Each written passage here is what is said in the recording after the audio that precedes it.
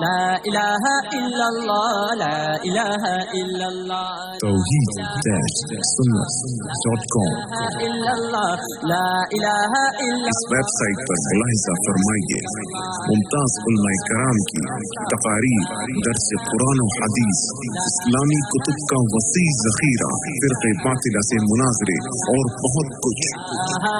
الا اللہ لا الہ الا اللہ۔ أعوذ بالله من الشيطان الرجيم بسم الله الرحمن الرحيم فلما ذابوا به وأجمعوا أن يجعلوه في غيابة الجب وأوحينا إليه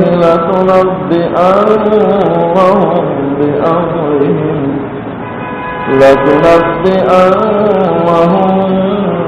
بأمرهم هذا وهم لا يشعرون وجاءوا أباهم عشاء يبكون صدق الله مولانا العظيم۔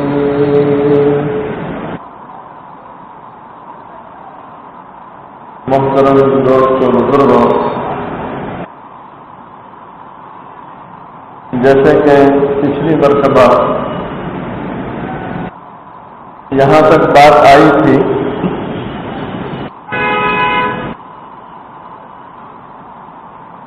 کہ یعقوب علیہ السلام کے جو 10 بیٹے تھے، کسی طرح اپنے والد کو راضی کر کے منا لیا، راضی کر کے اور منا کر کے حضرت یوسف علیہ السلام کو لے کر وہ بھائی جنگل کی طرف چلے گئے۔ اور میں نے یہ بھی بتلایا تھا کہ ان بھائیوں نے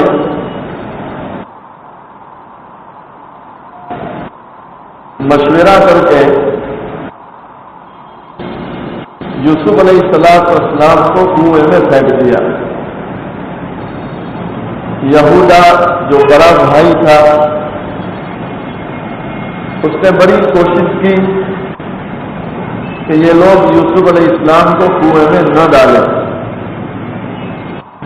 لیکن جب سارے بھائی ایک طرف ہو گئے تو یہودا نے سوچا کہ اب میری چلنے والی نہیں، کہیں ایسا نہ ہو کہ یہ لوگ مجھ ہی کو ہلاک کر دیں یوسف سے پہلے۔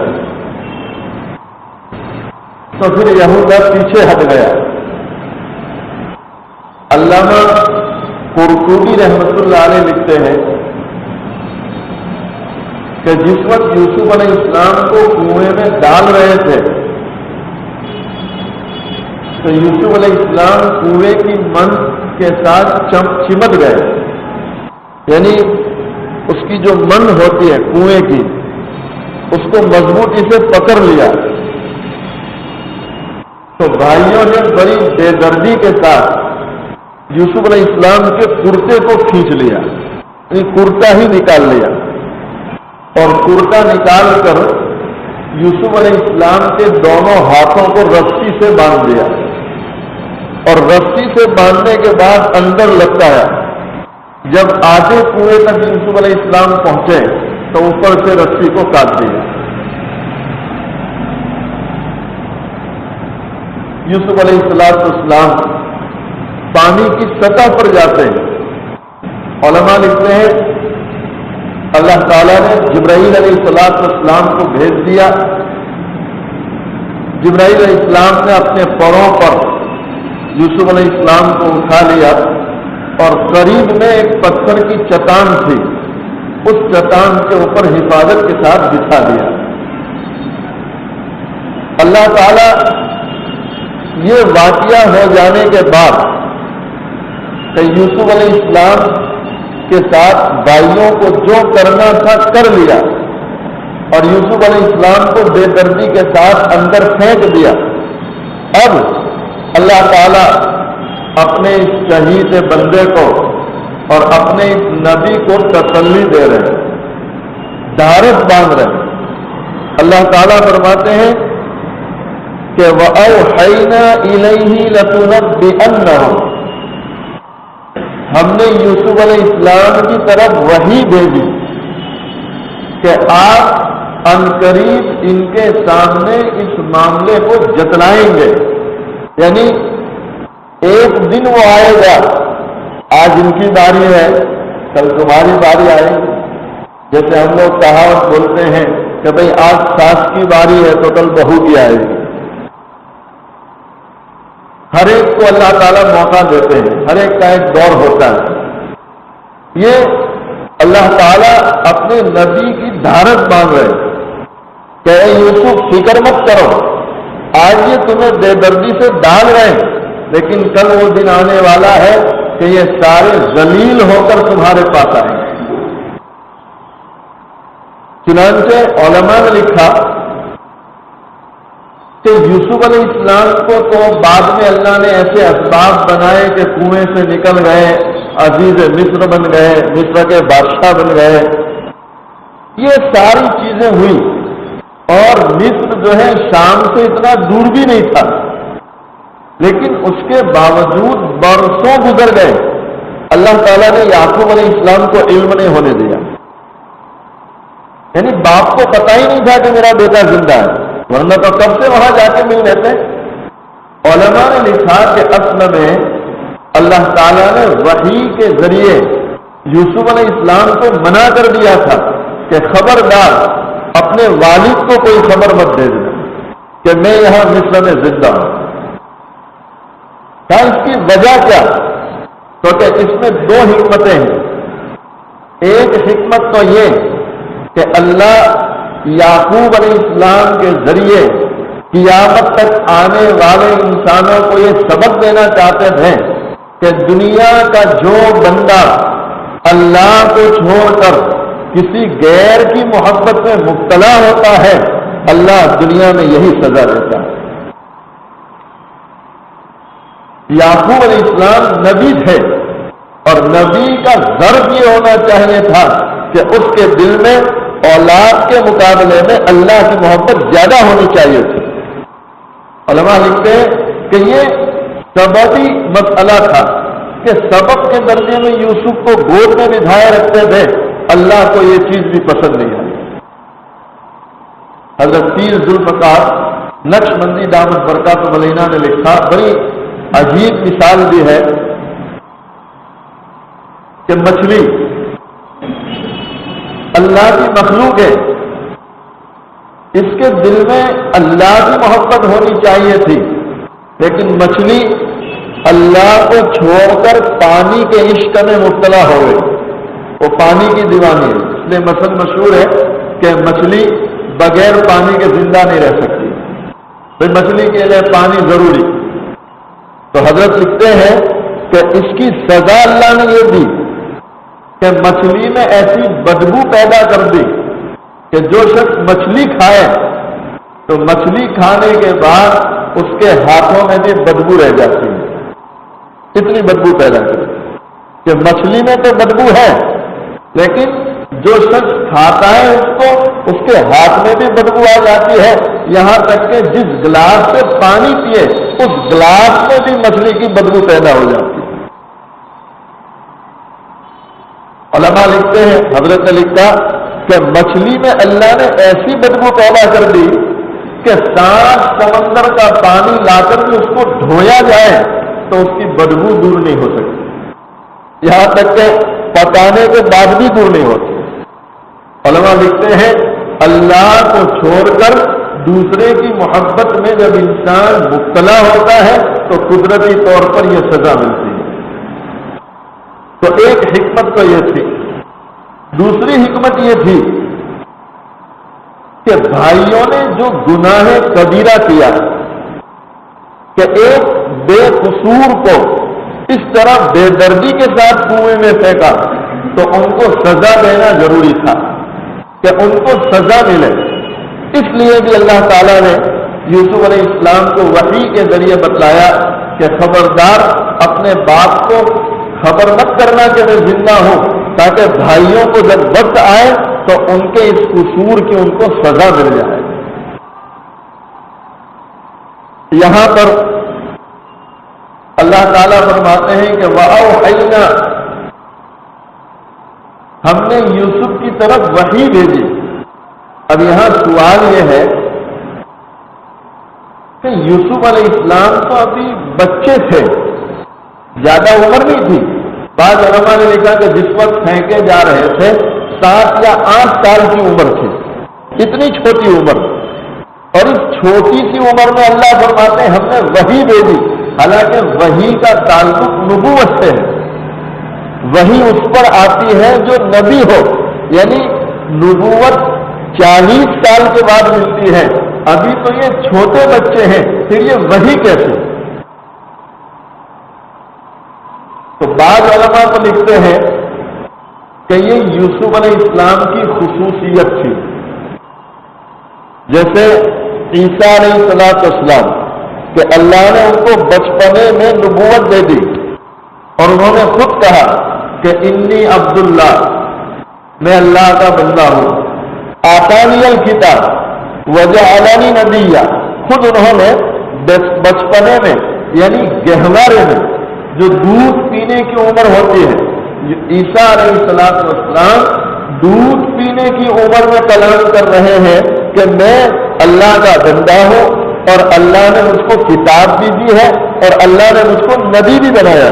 تو علماء لکھتے ہیں جیسے عیسیٰ علیہ السلام کی خصوصیت کی نبوت کا ملنا بچپنے میں، ٹھیک اسی طرح یہ یوسف علیہ السلام کی خصوصیت ہے کہ بچپنے میں ان پر وحی آئی. یہ ایک مطلب بیان کیا. بعض علماء لکھتے ہیں کہ اوحینا کا مطلب ہے ہم نے یوسف کے جی میں بات ڈالی، یعنی فرشتہ وحی لے کر نہیں آیا، اس لیے کہ آپ تو ابھی بچے تھے، آپ کو نبوت نہیں ملی تھی کہ وحی آئے. اس لیے علماء لکھتے ہیں کہ یہاں پر اوحینا سے مراد ہے ہم نے خیال ڈالا. کیسا خیال؟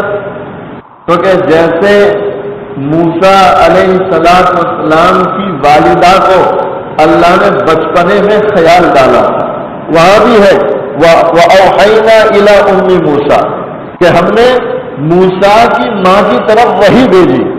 تو کہتے ہیں جہاں موسیٰ علیہ السلام کی ماں کے ساتھ وحی کے لفظ کو استعمال کیا تو وہاں بھی علماء نے یہی مطلب بیان کیا کہ موسیٰ علیہ السلام کی ماں وہ تو عورت تھی، عورت نبی نہیں ہوتی، تو پھر وحی کیسے آئی؟ تو علماء لکھتے ہیں وحی سے مطلب ہے کہ ہم نے الہام کیا، ارادہ ڈالا، خیال ڈالا. کیا خیال ڈالا؟ علماء لکھتے ہیں کہ فرعون کو نجومیوں نے، یعنی جو ستاروں کا علم رکھتے ہیں جس کو علم نجوم کہتے ہیں، ستاروں کا علم رکھنے والے انہوں نے فرعون کو کہا تھا کہ فرعون تیری حکومت میں ایک بچہ پیدا ہوگا اور وہ تیری حکومت کا خاتمہ کر دے گا. علماء لکھتے ہیں اس دن سے فرعون کی نیند حرام ہو گئی، اس کی نیند ہی اڑ گئی، اور اتنا صحت مند آدمی تھا کہ 3 مہینے تک اس کو ٹوائلٹ کی حاجت نہیں ہوتی تھی، اتنی اچھی اس کی صحت تھی، کبھی سر میں درد نہیں ہوا. لیکن جس دن نجومیوں نے بتلا دیا کہ تیری سلطنت ہی میں ایک بچہ پیدا ہوگا اور تیری حکومت کا خاتمہ کرے گا، علماء نے استحضال لکھا ہے کہ اس دن سے اس کو جلاب لگ گیا، وہ ڈپریشن میں آ گیا، ٹینشن میں آ گیا کہ میری حکومت میں ایسا بچہ پیدا ہو تو میری حکومت کو ختم کرے. اس لیے کہ اس کا تو دعویٰ تھا کہ انا ربی الاعلیٰ، کہ میں سب سے بڑا رب ہوں. تو اس کو فکر تھی کہ میں تو اللہ بن کے کہتا ہوں مجھے کوئی مارے اور وہ بھی بچہ قتل کرے. تو اب اس نے درباریوں کو جمع کیا اور یہ علم نجوم رکھنے والے ان کو بھی جمع کیا, بڑے بڑے لوگوں کو جمع کیا تاکہ مشورہ لیں کہ اس بچے سے حفاظت کا کیا راستہ. تو مشورہ یہ دیا گیا کہ جتنے بچے پیدا ہوتے ہیں سب کو قتل کر دو. کوئی بچہ زندہ رہے گا تو قتل کرے گا, سبھی مر جائیں گے تو کون قتل کرے گا. یہ حکومت کے ساتھ ظلم. ہمارے علماء نے لکھا کہ کفر کے ساتھ تو حکومت چل سکتی ہے, اس کو سمجھ لینا. کفر کے ساتھ تو حکومت چل سکتی ہے, ظلم کے ساتھ حکومت نہیں چلتی, چاہے ظلم کرنے والا مومن ہو یا غیر مومن ہو, کوئی بھی ہو. یہ ایک ظلم شروع ہو گیا قوم پر کہ قوم کے جتنے بچے پیدا ہوتے سب کو قتل کر دیتے. کئی سالوں تک ہزاروں بچوں کو قتل کر دیا. تو بعض عقل مندوں نے مشورہ دیا کہ جہاں پناہ اگر یہ سلسلہ رہے گا تو آئندہ ہماری یہ ساری جائیداد کو کون حفاظت سے رکھے گا. ہم بھی تو بڈھے ہو رہے ہیں, ہم سب قبروں میں چلے جائیں گے, نیا کوئی وارث ہے ہی نہیں, تو یہ ساری چیزیں کون حفاظت سے رکھے گا. ہمارا نام دنیا میں باقی رہے اس لیے اولاد بھی تو ضروری ہے. تو اب فرعون کو پھر مسئلہ ستا رہا ہے کہ بھائی وراثت تو اس وقت ہے جبکہ میں باقی رہوں, وارث کو زندہ رکھنے جاتا ہوں تو میں ختم ہو جاتا ہوں, تو اس کا کیا. تو پھر نجومیوں نے کہا کہ جہاں پناہ ایک کام کرو, جتنے لڑکے ہوتے ہیں, کیونکہ تم کو مارنے والا لڑکا ہے, لڑکی تو نہیں ہے, تو لڑکوں کو قتل کر دیا جائے, بچیوں کو تو زندہ رکھیں. تو اب اس پر عمل شروع ہوا. جو بھی لڑکا پیدا ہوتا اس کو فوراً قتل کر دیتے, اور بچی ہوتی اس کو زندہ چھوڑ دیتے. تو اب مسئلہ یہ ہوا کہ جس محلے میں جاؤ بچیاں نظر آتی, جس گلی میں جاؤ بچیاں ہی نظر آتی, بچہ تھا ہی نہیں. تو اب بعض عقل مندوں کو بات ذہن میں آئی کہ یہ ساری بچیاں ہر جگہ نظر آئے گی تو ان کے ساتھ شادی کون کرے گا, ان کے حقوق کون ادا کرے گا. تو اب عقل مندوں نے فرعون کو کہا کہ بھائی یہ تو سمجھ میں نہیں آتا, آپ سارے لڑکوں کو قتل کر دیں تو پھر یہ بچیوں کا مسئلہ کون سنبھالے گا, ان کی کون حفاظت کرے گا, کون دیکھ بھال کرے گا. تو پھر فرعون نے کہا آپ کیا کریں. تو تیسری تجویز یہ پاس ہوئی کہ ایک کام کرتے ہیں, ایک سال جو بچے پیدا ہو ان کو زندہ چھوڑیں اور دوسرے سال میں جو پیدا ہو ان کو قتل کر دیں. تو نجومیوں نے علم نجوم کے اعتبار سے بتلایا جن سال میں زیادہ خطرہ تھا تو ان سالوں کے مطابق کہا کہ اس میں قتل کرو, اور جن سالوں کے متعلق اطمینان تھا کہ اس میں, جیسے آج بھی یہ خبریں دینے والے خبر دیتے ہیں, چاند کو دیکھ کر کبھی ستاروں کو دیکھ کر خبر دیتے ہیں کہ بھائی آئندہ دنوں میں تیز ہوا چلے گی, کبھی برسات کے دنوں میں خبر دیتے ہیں کہ آئندہ ہفتے میں بڑی بھاری برسات ہوگی, خبریں دیتے ہیں. ایسا ہی خبر دینے والا بڑی برسات میں یعنی موسلادھار برسات ہو رہی ہے اور کسی کے دروازے پر جا کر دستک دیتا ہے. اس بیچارے نے پوچھا اندر سے بھائی کون ہو, تو اس نے اپنا نام بتلایا. اب بعض لوگوں کا عادت ہوتی ہے کہ نام احمد ہوتا ہے لیکن وہ اپنے نام کے آگے اتنے لقب لگا دیتا ہے, اس نے اپنے نام کے آگے 4-5 لقب لگا دی اور پھر اپنا نام بولا. تو اندر سے آواز آئی بھائی ایک آدمی کے لیے جگہ ہے, اتنے ساروں کے لیے جگہ نہیں ہے. تو پھر اس نے اپیل کی ارے بھائی دروازہ کھولو, بہت برسات ہو رہی ہے, میں بھیگ رہا ہوں. تو کہا اس وقت تم کیسے آ گئے, تو کہنے لگا ارے میں تو خبریں شائع کرنے والا ہوں، میں تو خبر دینے کے لیے آیا تھا کہ آج بالکل برسات نہیں ہوگی، لیکن ابھی میں خبر بھی نہیں دے چکا اور ادھر جو ہے برسات آ گئی۔ نظام اللہ کے ہاتھ میں ہے، دنیا والوں کے ہاتھ میں کوئی نظام نہیں۔ یہاں پر جب نجومیوں نے سمجھایا فرعون کو کہ بھئی اس طرح بچیاں ہی بچیاں رہیں گی تو پھر ان کا مسئلہ بڑا مشکل ہو جائے گا، تو اب یہ طے ہو گیا کہ 1 سال زندہ چھوڑو، 1 سال قتل کر دو۔ اب اس پر عمل شروع ہوا۔ اب دیکھیے اللہ کی شان، یہ اصل میں وہ اوحینا کو سمجھا رہا ہوں کہ اللہ نے حضرت موسیٰ علیہ السلام کی والدہ کے دل میں خیال ڈالا، اس پر سمجھا رہا ہوں۔ اللہ کی شان دیکھیں، اللہ کی قدرت دیکھیں۔ اللہ چاہتے تو اس سال بچے کو پیدا کرتے جس سال قتل کرنے کا حکم نہیں تھا، تاکہ موسیٰ علیہ السلام کی جان بچ جاتی۔ لیکن اللہ دنیا والوں کو بتلانا چاہتے ہیں کہ میں اللہ ہوں اور میں دنیا کے اسباب کا تابع نہیں، میری قدرت چلتی ہے۔ اب تم دنیا میں رہتے ہو، تم اسباب کے ماتحت رہو، میں اللہ ہوں، میں جو چاہوں کرتا ہوں۔ دنیا کی کوئی طاقت میرے سامنے آئے یہ کبھی نہیں ہو سکتا۔ تو اللہ کی قدرت کہ جس سال بچوں کو قتل کرنے کا حکم تھا اسی سال موسیٰ علیہ السلام پیدا ہوتے ہیں، اسی سال پیدا کیے، تاکہ اللہ دنیا والوں کو بتلائے کہ دیکھو جس سال حکومت قتل کر رہی ہے اسی میں ہم اپنے بندے کو زندہ رکھ کر بتلاتے ہیں۔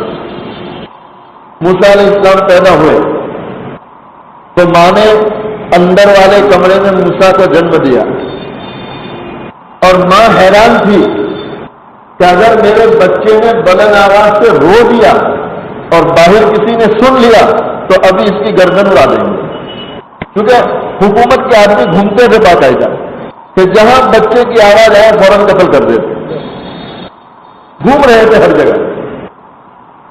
ماں پریشان ہے تو اللہ نے اب موسیٰ علیہ السلام کی ماں کے دل میں خیال ڈالا کہ اگر تو اس بچے کی حفاظت چاہتی ہے تو ایک صندوق میں اپنے بچے کو سلا دے، صندوق بند کر دے اور صندوق کو سمندر میں بہا دے۔ اس زمانے کی کوئی ماں، کوئی باپ یہ قربانی نہیں دے سکتا، اتنی بڑی قربانی کہ بڑی مشکل سے بیٹا پیدا ہوا۔ علماء نے لکھا کہ موسیٰ کی ماں کو کوئی بیٹا نہیں تھا، ایک لڑکی تھی صرف۔ اب جس ماں کو بچی ہو، بچہ نہ ہو اور بعد میں اللہ لڑکا دے تو اس ماں کا دل کبھی اس کو گوارا نہیں کرے گا کہ بچے کو چھوڑ دے۔ کتنی زبردست قربانی، اور اس قربانی کے ذریعے اللہ کتنا بڑا سبق دے رہے ہیں کہ جو بندے میرے بھروسے پر قربانی دے دیتے ہیں اللہ کہتے ہیں میں کئی گنا بدلہ دے دیتا ہوں۔ توحید-سنت.com یہاں حکم ہوا کہ صندوق میں ڈال دے، سمندر میں صندوق بہا دے، تو موسیٰ علیہ السلام کی ماں دل ہی دل میں سوچ رہی تھی کہ میں کس طرح یہ قربانی دوں، اتنا بڑا کام کیسے کروں؟ تو اللہ تعالیٰ نے پھر خیال ڈالا اور اطمینان دلایا، اے موسیٰ کی ماں تو فکر مت کر، جس طرح آج تیری گود سے یہ بچہ ہم لے رہے ہیں آئندہ کل اس بچے کو تیری گود میں واپس لوٹا دیں گے۔ وعدہ کیا اللہ نے کہ ہم واپس لوٹائیں گے۔ موسیٰ علیہ السلام کی والدہ نے صندوق میں موسیٰ علیہ السلام کو سلا دیا اور اس میں دودھ وغیرہ کا انتظام کر دیا اور صندوق کو پانی میں چپکے سے بہا دیا رات کے وقت۔ اور موسیٰ کی بہن سمجھدار تھی، تھوڑی بڑی تھی،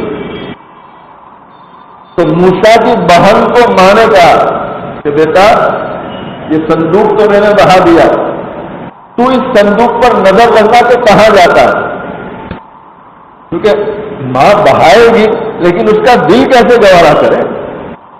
تو وہ اپنے دل کی تسلی کے لیے اپنی لڑکی کو پیچھے لگاتی ہے کہ دیکھو بیٹا تم پیچھے رہنا، اور تم دور سے دیکھتے رہنا کہیں حکومت کے آدمیوں کو شک نہ جائے.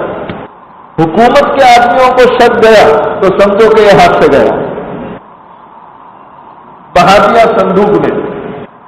موسیٰ علیہ السلام صندوق میں بہ رہے ہیں سمندر میں، اور ان کی بہن پیچھے سے دیکھ رہی ہے. صندوق بہتے بہتے بہتے آسیہ کے محل کے قریب گئے. دیکھو اللہ کی شان کہ جس محل سے یہ حکم جاری ہوا اور جس محل میں یہ تجویز پاس ہوئی کہ بچوں کو قتل کرنا ہے، اللہ وہی بچے کو بھیج رہا ہے تاکہ دنیا دیکھے کہ مخالف ماحول میں بھی اگر ہم حفاظت کرنا چاہے تو کوئی نقصان نہیں پہنچا سکتا. اسی محل کے قریب گئے تو علماء لکھتے ہیں کہ حضرت آسیہ چند سہیلیوں کے ساتھ سمندر کے پانی میں غسل کر رہی تھی. جب صندوق کو دور سے آتے ہوئے دیکھا تو جلدی سے اس صندوق کو لے لیا اور اس کو کھولا تو دیکھتے ہیں 14ویں رات کے چاند کی طرح موسیٰ علیہ السلام کا چہرہ چمک رہا ہے، بڑا خوبصورت. اور اللہ نے ایسی جاذبیت رکھ دی کہ جو بھی دیکھتا اس پر فریفتہ ہو جاتا. آسیہ نے جب اس خوبصورت بچے کو دیکھا تو اس کی حفاظت کی فکر شروع کر دی، کیونکہ اس کو ڈر تھا کہ میرا شوہر ظالم جو فرعون ہے اس کے کان میں بات پہنچ گئی تو یہ بچہ ہاتھ سے جائے گا. اس نے حفاظت کی شکلیں شروع کر دی اور فرعون کا ذہن بنانا شروع کیا. دیکھو عورتیں، میں اکثر کہتا ہوں کہ عورتیں اگر ذہن بنانا چاہیں مردوں کا تو بہت جلدی بنا دیں. عورت میں اللہ نے صلاحیت رکھی ہے ذہن بنانے کی. اس لیے ہمارے مشائخ کہتے ہیں کہ جو مرد اللہ کے راستے میں جلدی نہیں نکلتے ان کو جو ہے عورتوں کے حوالے کر دو. عورت فوراً ذہن بنا دے گی کہ اللہ کے راستے میں جانا چاہیے، لیکن اس کے لیے شرط یہ ہے کہ عورتیں بھی دیندار ہو. وہ خود دیندار ہوگی تو ذہن بنائے گی. آدم علیہ السلام نے گیہوں کا دانہ کھایا تو ذہن کس نے بنایا؟ وہی نے تو ذہن بنایا تھا. ارے کھا لو، مرنا ہی نہیں ہے، اس میں موت ہی نہیں ہے، ہمیشہ یہاں رہیں گے. اللہ اس لیے منع کرتے ہیں کہ ہم کہیں یہی نہ رہ جائیں. ہوا نے ذہن بنایا. یہاں آسیہ ذہن بنا رہی ہے فرعون کا. اتنا خوبصورت بچہ، اتنا بہترین چہرہ، اتنا آنکھوں کو کھینچنے والا، اور یہ تو قدرتی طور پر آیا ہے، صندوق سے آیا ہے، اس کو کسی نے جنا نہیں ہے. ایسے بچے کو تو جو ہے ہم پال لیتے ہیں. ہو سکتا ہے کل جب ہم بوڑھے ہو جائیں تو یہ ہمارا سہارا بن جائے. کتنا اچھا ذہن بنا رہی ہے کہ جب ہم بوڑھے ہو جائیں گے تو ہمیں سہارے کی ضرورت ہے تو یہ بچہ ہمارا سہارا بن جائے گا. اور پھر آسیہ کے زبان سے ایک جملہ یہ نکلا کہ ہو سکتا ہے یہ ہماری آنکھوں کی ٹھنڈک بن جائے. تو فرعون ملعون بولا کہ تیرے آنکھوں کی ٹھنڈک ہو، میری آنکھوں کی نہیں. تو اللہ کہتے ہیں، علماء لکھتے ہیں، اللہ نے فرعون کے اس جملے کو بھی قبول کر لیا کہ تیرے آنکھوں کی ٹھنڈک نہیں، آسیہ کی آنکھوں کی ٹھنڈک ہے. بعض گھڑیاں قبولیت کی ہوتی ہیں، اس لیے ہمارے علماء لکھتے ہیں کہ اپنی اولاد کو کبھی بد دعا نہ دو. بعض ماں باپ جو پوچھتے ہیں کہ تیرا یوں ہو جاوے نہ تیرا وہ ہو جاوے، ہمارے علماء لکھتے ہیں کبھی بھول سے بھی اپنی اولاد کو بد دعا نہ دو. بعض گھڑیاں قبولیت کی ہوتی ہے. اللہ تعالیٰ کبھی ماں باپ کے جملوں کو قبول کر لیتے ہیں اور اسی جملوں کے ضمن میں اولاد دکھی ہوتی ہے اور پھر ماں باپ روتے ہیں. علماء لکھتے ہیں بھائی تم نے تو بد دعا دی اس لیے اب تم ہی رو رہے ہو. فرعون کا ذہن بنایا تو فرعون راضی ہو گیا کہ ٹھیک ہے تو نہیں مان رہی تو اس کو رہنے دے، ورنہ مجھے اطمینان نہیں. کیونکہ یہ سال ہے قتل کرنے کا تو اس کو تو قتل ہی کرنا چاہیے. جب ذہن بن گیا تو اب مسئلہ یہ تھا، حفاظت تو ہو گئی، امن کے ماحول میں آ گئے، لیکن مسئلہ ادھر موسیٰ کی ماں کا تھا. وہ وہ پریشان تھی کہ اللہ تیرے وعدے پر بہا دیا ہے، اب تم گود میں کب پہنچائے گا؟ تو موسیٰ کی بہن دور سے دیکھ رہی تھی کہ بیگم کے ہاتھ میں پہنچ گیا ہے اور بیگم اپنی گود میں لے کر بیٹھی ہے، لیکن بھائی کا حال یہ ہے کہ رو رہا ہے مسلسل اور رونا بند نہیں ہو رہا۔ تو اب آسیہ نے دودھ پلانے والی عورتوں کو بلایا کہ کسی کا دودھ پی لیں تاکہ خاموش ہو جائے، لیکن جو دودھ پلانے والی آتی موسیٰ کسی کی چھاتی کو منہ میں نہیں لیتے، مسلسل رو رہے ہیں۔ سارے لوگ حیران تھے، سارا دربار حیران تھا، کیونکہ جس بچے کو بیگم پناہ دے دے تو ظاہر بات ہے کہ سارے لوگوں نے گویا پناہ دے دی، تو اب یہ بچہ آسیہ کا نہیں تھا، سارے دربار والوں کا بچہ بن گیا تھا۔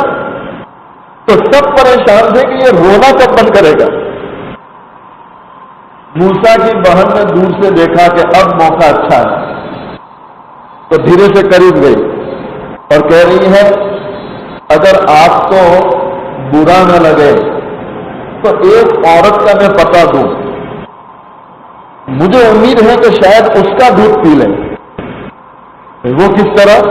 تو کہ اس عورت کو بڑی مہارت ہے بچوں کو دودھ پلانے کی۔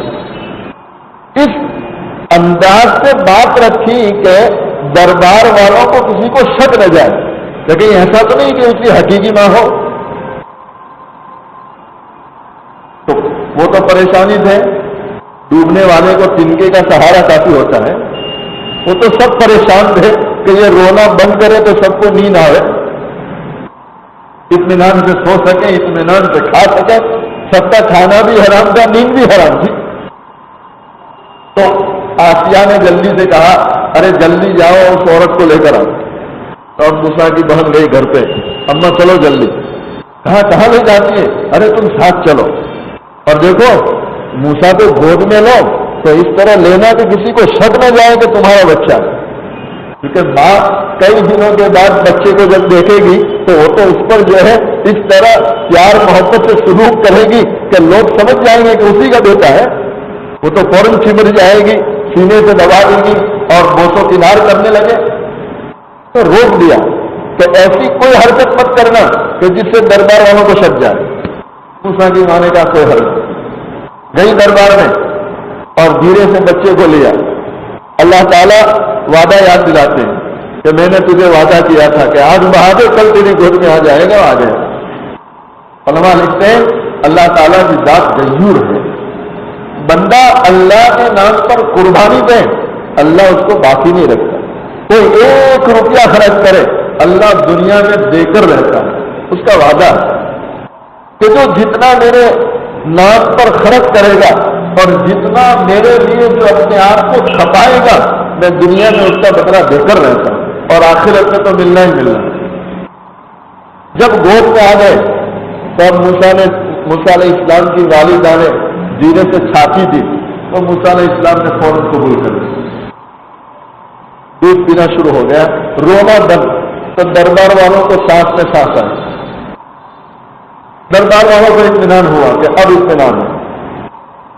اب دیکھو اللہ کی شان کہ بچہ گود میں پہنچانے کا وعدہ تھا وہ تو پورا ہو گیا، اوپر سے اللہ تعالیٰ چونکہ موسیٰ کی ماں بیکار تھی، گھر پہ کوئی کمانے والا نہیں تھا تو روزی کی ضرورت تھی، تو اللہ تعالیٰ نے اب دربار والوں کے ذہن میں ڈالا کہ یہ تو اجرت سے پلانے والی عورت ہے، اس کے لیے کوئی اجرت طے کرو۔ اب اجرت کیسی؟ تو کہ کسی اور عورت کا دودھ لے لیتے تو جو دستور سے اجرت چلتی ہے وہ ملتی، لیکن ساری عورتیں پھیل گئی اور مشکل سے یہ عورت پاس ہوئی تو اس کی اجرت بھی بڑھا دی۔ 100 آدمی کا انٹرویو لے، سب ناپاس ہو، سب ناکام ہو، اور بڑی محنت کے بعد ایک کام کا آدمی مل جائے تو سیٹ خوش ہو جاتے ہیں کہ نہیں؟ کہ بھائی 100 کے بعد یہ ایک ملا ہے تو اس کو ہاتھ میں رکھو کہیں یہ ہاتھ سے نہ جائے، ورنہ کاروبار چوپٹ ہو جائے گا۔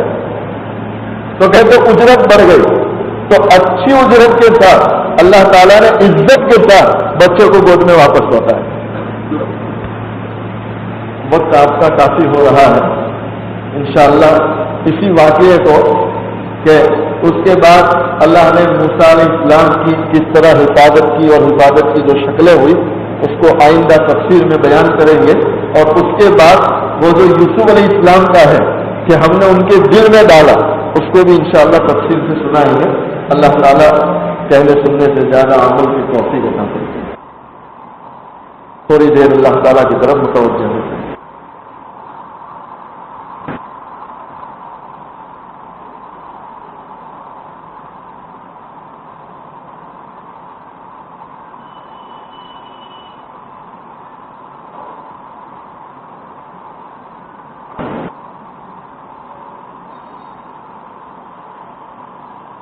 اپنی آنکھوں کو بند کر لیں، اپنی گردنوں کو جھکائیں.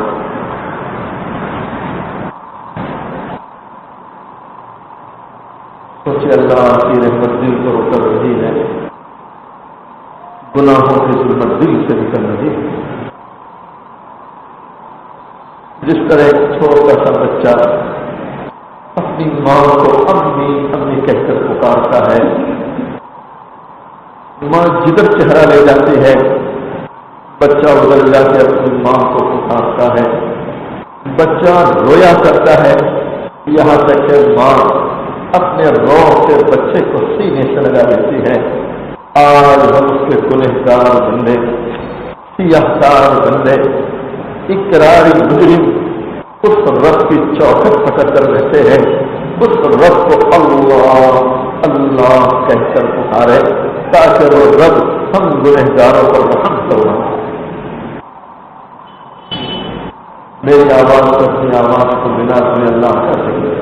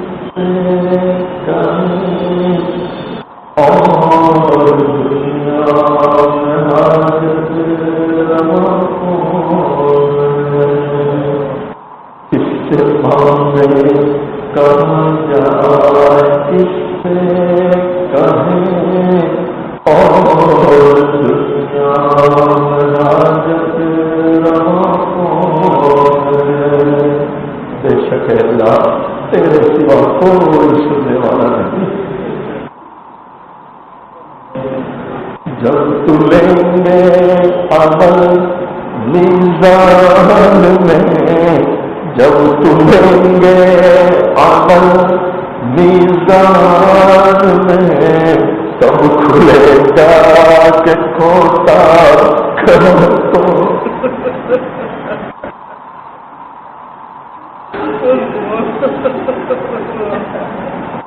بے شک اللہ کے بندو، آج نہیں تو کل ترازو رکھی جائے گی، اعمال تولے جائیں گے، اس دن پتا چلے گا کہ دنیا سے اچھی کمائی کر کے گئے یا پھر دنیا خسارے میں رہی۔ جب تلیں گے عمل میزان میں، تب کھلے گا کہ کھوتا کھڑا کون ہے، تب کھلے گا کہ کھوتا کھڑا کون ہے۔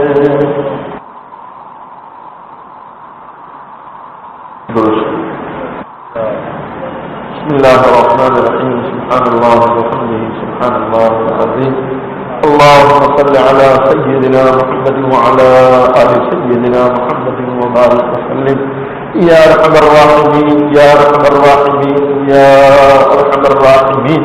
اے اللہ، ہم سب آپ کے گنہگار بندے ہیں، سیاہ کار بندے ہیں، اقرار مجرم ہیں۔ اے اللہ، تیرے سامنے ہاتھ پھیلا کر بس بیٹھے ہیں۔ اے اللہ، تجھ سے مدد کی امید لے کر بیٹھے ہیں، اور اے اللہ تجھ سے مدد کی امید نہ لگائیں اور تجھ پر بھروسہ نہ کریں تو اللہ کس پر بھروسہ کریں کہ تیرے سوا کوئی ہمارا مالک نہیں۔ اے اللہ، جیسے آپ نے آئے وقتوں میں اپنے نبیوں کی مدد کی ہے، اے اللہ جیسے آپ نے آئے وقت میں یوسف علیہ السلام کی مدد فرمائی، آئے وقت میں اللہ جیسے آپ نے مریم کی مدد فرمائی، اور آئے وقت میں اللہ جیسے آپ نے حضرت موسیٰ علیہ السلام کے لیے حفاظت کے اسباب قائم کر دیے۔ اے اللہ، ہم بھی انہی نبیوں کے ماننے والے ہیں، انہی نبیوں سے محبت کرنے والے ہیں، لیکن اندر کہ اللہ ہم تو سردار الانبیاء محمد رسول اللہ صلی اللہ علیہ وسلم کی محبت کرنے والے ہیں۔ اے اللہ، ان تیرے مقدس نبیوں کا تجھے واسطہ دیتے ہیں، اے اللہ ہم خطا کاروں کی خطاؤں کو معاف فرما دے، ہم سب کی مغفرت فرما دے، ہمارے ماں باپ کی مغفرت فرما دے، پوری امت کی مغفرت فرما دے۔ اے اللہ، جب تک زندہ رکھے اسلام پر زندہ فرما، جب موت کا وقت آئے اے اللہ کلمے والی موت عطا فرما، تیری رضامندی والی موت عطا فرما۔ اے اللہ، اعمال صالحہ کی توفیق عطا فرما، اعمال سیئات سے پوری حفاظت فرما۔ اے اللہ، جن لوگوں اور جن بھائیوں کی قربانیوں سے اے اللہ یہ تفسیر کا سلسلہ چل رہا ہے، اے اللہ ان تمام کو تو بے حد قبول فرما۔ اے اللہ، دنیا آخرت میں تو ان کو بہتر بدلہ عطا فرما، اجر عظیم اجر جزیل عطا فرما۔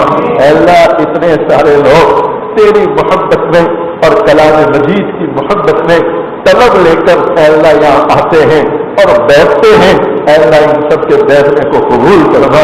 اور اے اللہ، یہ جو قرآن کریم کی محبت ہے کہ جو محبت ہمیں یہاں بیٹھنے پر مجبور کرتی ہے، اے اللہ اس محبت کے سلے میں تو ہم سب کی مغفرت فرما دے۔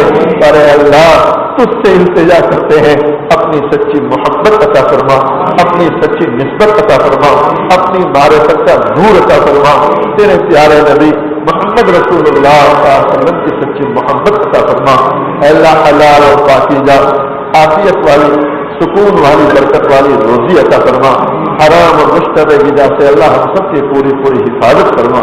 اے اللہ، جو مانگا وہ بھی عطا فرما، جو مانگنا تھا نہیں مانگ سکے اے اللہ تو اپنی شان عطا فرما۔ ان اللہ وملائکتہ یصلون علی النبی یا ایھا الذین آمنوا صلوا علیہ وسلموا تسلیما۔ اللهم صل على سيدنا محمد وعلى آل سيدنا محمد وبارك وسلم۔ سبحان ربك رب العزة عما يصفون وسلام على المرسلين والحمد لله رب العالمين۔